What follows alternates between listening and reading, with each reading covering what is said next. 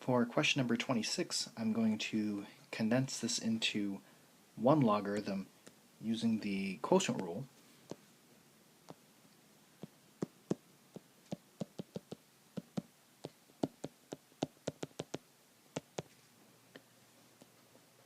So this is going to be log base 4, and the 5 is going to be on top, and both the x and the y are going to be on the bottom.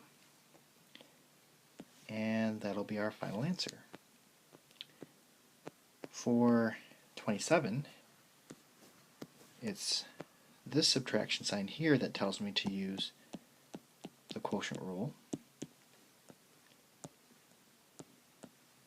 And that's going to be log base 5 of x squared minus 1 over x minus 1.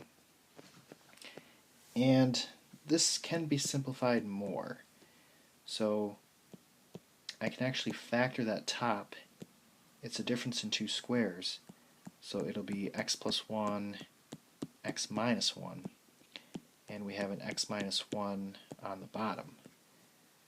So those x minus 1s can cancel out, and it's going to be log base 5 of x plus 1 as our final answer.